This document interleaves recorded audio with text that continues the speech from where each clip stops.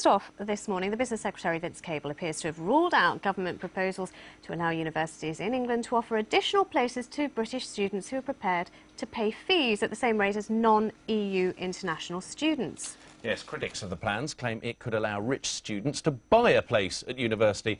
However, Universities Minister David Willetts said there had to be an element of fairness and social mobility in the proposals. If this went ahead, there wouldn't be any public spending of taxpayers' money. And the question then becomes, if there's no spending of taxpayers' money, under what conditions should be allowed to happen? I think it'd be very important that you did it in a way that improved social mobility, that was fair and defensible. But as I said, if, for example, there's a charity that says we want to sponsor people to go through university who's perhaps come from very tough circumstances, a charity looking after people who've had a particularly difficult childhood, and they said we want to pay for them to go to university, extra places, should we stand in the way of that or not? Well, let's get some more on this with our political correspondent, Ross Hawkins. Ross, what exactly has he outlined? Well, Giles, things have changed in the last few moments. Fundamentally, what the government would like to see is more businesses and charities paying for additional places in universities, making it easier for more people to get in. The problem with that idea politically is if you say a business can pay for an extra place, how can you say no to a family with lots of money that wants to buy that extra place for their child if the child is sufficiently able to get into the university? Now, in interviews this morning, including part of one you saw there, David Willetts, the university minister, left open the possibility that if a child, a student, a would-be student, were able enough, maybe a family could pay for an extra place. I spoke to Vince Cable, the business secretary, earlier. He seemed to me fairly clearly to be ruling out that sort of idea, and within the last few moments we've had a statement from David Willetts says there's no question of wealthy students being able to buy a place at university, killing the idea stone dead, but only many hours after it first appeared on the front page of Polly Toynbee's newspaper The Guardian, and possibly leading to a difficult morning for some of the government's communications people. And what would be the hardest bit for them, the social mobility or the concept of buying a place?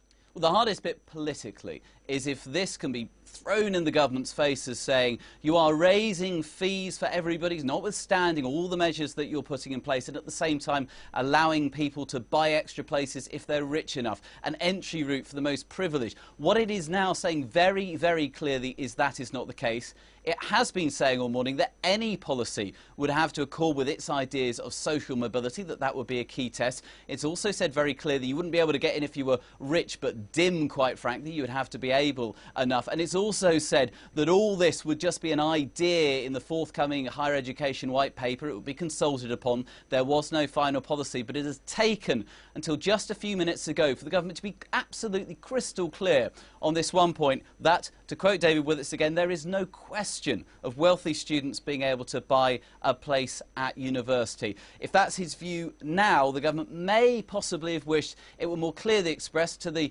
Guardian when he spoke to them, possibly yesterday or whenever that conversation was had, and maybe in interviews this morning.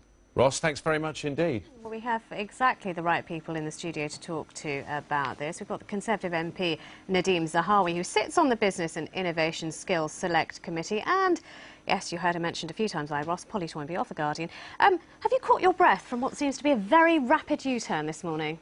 Well, I think this is cynical scaremongering because The Guardian got his front page headline and, surprise, surprise, John Denham has got a letter in The Guardian. Now, if that's not sort of, you know, a bit of a fix to try and scaremonger, I don't know what is. OK, so Polly Toynbee, once again, it's you lot. You've misquoted him and you've completely misrepresented the story. No, I think this is a story about what's most likeable about David Willetts, is that he's a free-floating thinker. He's not called Two Brains for nothing. And he floated an idea saying, well, why don't we just discuss it? He didn't say this was a hard and fast policy.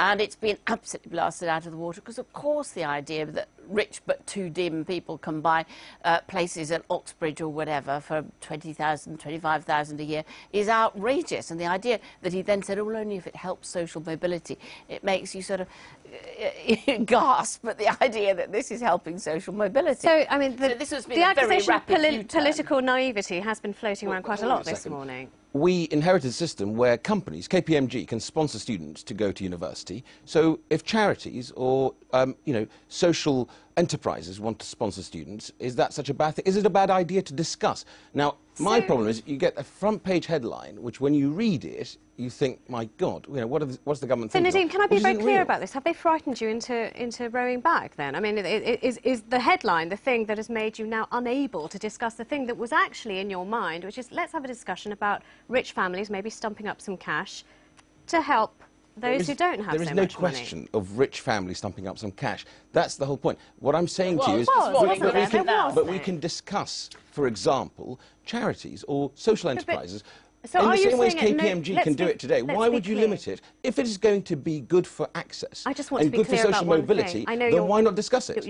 Just before you carry on with that, are you telling me categorically at no time did David Willits utter out loud the thought that, if people do have money, maybe we could get some extra places on, they could pay some cash and it would help the poorer students? Are you saying categorically he never said that? No, what I'm saying to you is he's looking at a system where KPMG can sponsor students. Why not look at, see whether charities or social You're saying charities, that's exactly what he said. You're deliberately not mentioning because wealthy that is families. what he said this morning on the radio. So you have or in back. his statement. Absolutely, he did say that. He said that. Why not look at charities? Did he make a terrible mistake then? I was don't he think he did politically at all. naive to say it? Because it was a gift to people like Polly Toynbee and others who want to say, you know what, you are friends of the wealthy. That's what you do.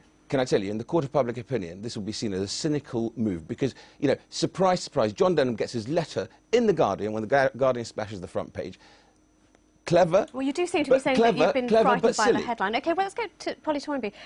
So clearly you find it appalling that a wealthy family may be able to bypass the system, that others have to proceed along. But what about charities? What about companies stumping up some cash that then could help those who have less? Well, the sort of sponsorship you had before is where, for instance, the army says, we'll pay somebody to go through university.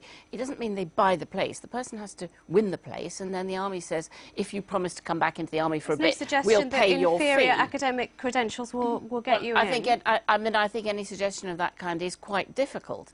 I mean, it's a whole different idea that there might be ring-fenced places for students from bad schools to get in and a charity will help fund them, though it seems to me that under the government's own ideas of trying to promote poorer students into universities, it shouldn't involve charities paying money. You talk very much using the language of morality. What is immoral about a company that says, you know what, actually it's 28 grand, we can stump that up, we think this is a person who's got a good future. Yes, it's a lot of money, but they can use the money wherever they want.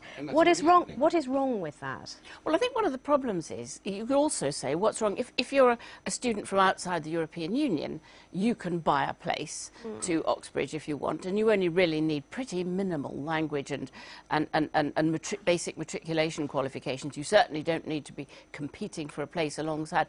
So some people have said, well, if it's all right for somebody from Asia or Africa, how come it's not all right for one of us? So there is a bit of a problem there. But I think, frankly, politically, if you begin to suggest that families who can't afford it will see themselves leapfrogged over by a kid next door who's got lots of money, who can buy a place in a university where their child can't go, or get a company to buy it for them because they're not quite bright enough to do it on their own, I think they'd be outraged. We are out of time, but it does seem that you've been, very candid with us, that the headline shouted you down here. Are you going to be discussing this loudly in the future, or are you going to let the whole thing slide into the background? Well, as I think Polly's actually not quite right to say that students from outside the European Union have very light touch sort of entry level.